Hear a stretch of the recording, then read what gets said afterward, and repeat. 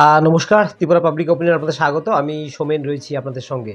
আজকে আমরা যে বিষয়টি নিয়ে এখন কথা বলব, তা অবশ্যই গুরুত্বপূর্ণ একটি বিষয় আপনাদের সামনে তুলে ধরার চেষ্টা করছি।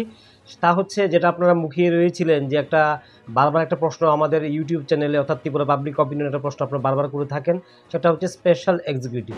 এই স্পেশাল এক্সিকিউটিভ চাকরি বা সরকার কি ভাবছে এবং ইন্টারভিউ প্রসেস কি হতে পারে, গোটা বিষয়টি নিয়ে কিন্তু আপনাদের কাছে অনেক কিছু আপনারা অনেক প্রশ্ন করছেন কিছুদিন ধরে।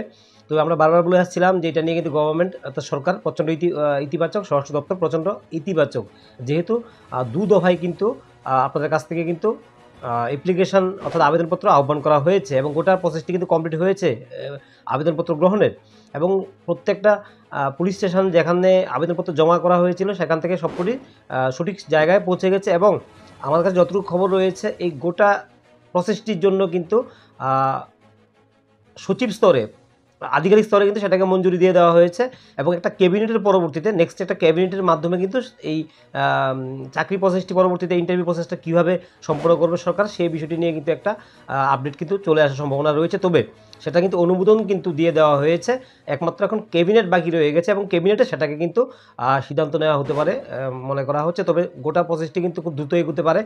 সামনে লোকসভা নির্বাচন আগেই কিন্তু একটা কিছু হওয়ার সম্ভাবনা কিন্তু প্রবল রয়েছে এবং একটা ক্যাবিনেটের মাধ্যমে কিন্তু সেটাকে একটা ঘোষণা দেবে এবং একটা প্রেসমিট হতে পারে।